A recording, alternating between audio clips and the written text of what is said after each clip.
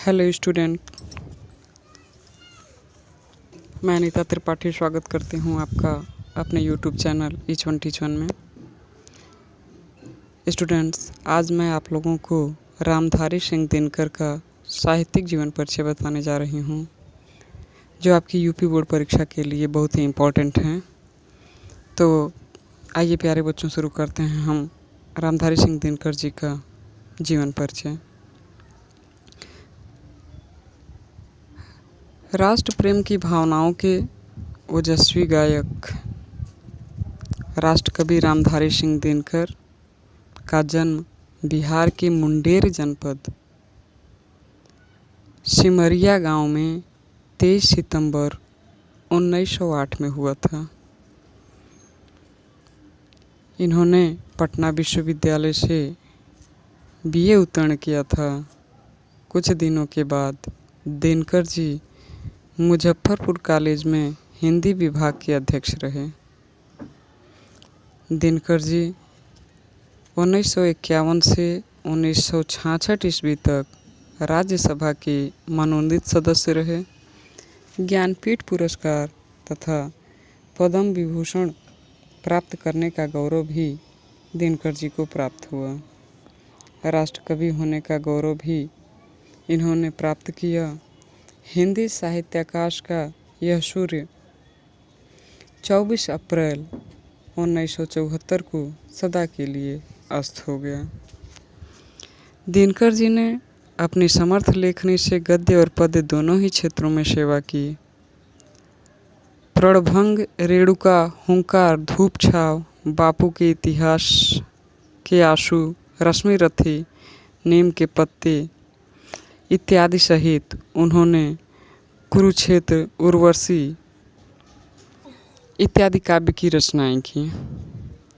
हमारे सामने की हिंदी कविता संस्कृति के 4 अध्याय आदि इनकी गद्य रचनाएं हैं।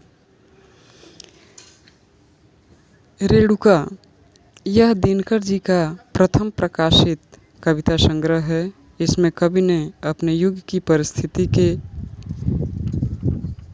चित्रित रूप प्रस्तुत करते हुए हृदय में सोई हुई चिंगारी का परिचय दिया है। हुंकार राष्ट्रीय और क्रांतिकारी कविता का संग्रह है। रसवंती प्रेम और श्रृंगार का संग्रह है। द्वंद्व गीत कवि के आध्यात्मिक मुक्तक संग्रहित हैं। सामधेनी इसमें सामाजिक चेतना, देश प्रेम और विश्व वेदना संबंधी कविताओं का संकलन किया गया है।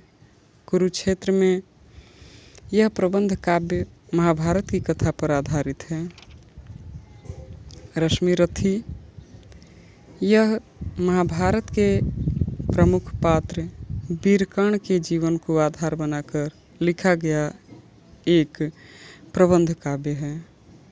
परशुराम की प्रतीक्षा यह रचना सन 1962 ईस्वी में भारत चीन युद्ध के संदर्भ में लिखी गई कवि दिनकर जी की महत्वपूर्ण कृति है।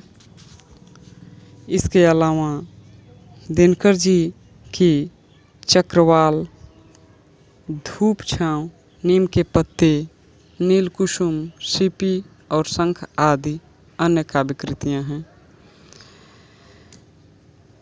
हिंदी साहित्य में रामधारी सिंह दिनकर जी का स्थान श्रेष्ठ कवियों में किया जाता है।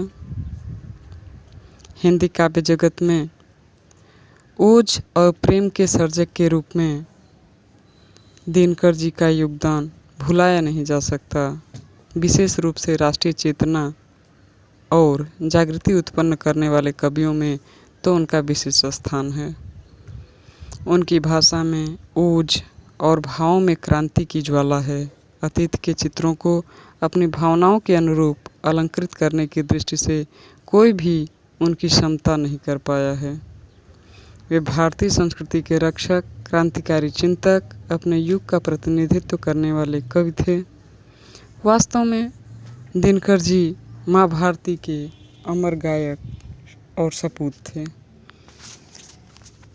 प्यारे बच्चों, आज मैंने आप लोगों को रामधारी सिंह दिनकर जी के जीवन परिचय तथा उनकी कृतियों के बारे में पढ़ाया। उम्मीद है आप लोगों को पसंद आया होगा। यदि आप लोगों को ये क्लास पसंद आ रहा है तो अगर आप मेरे चैनल पे नए हैं तो सब्सक्राइब करें। Please like share and comment. Thank you.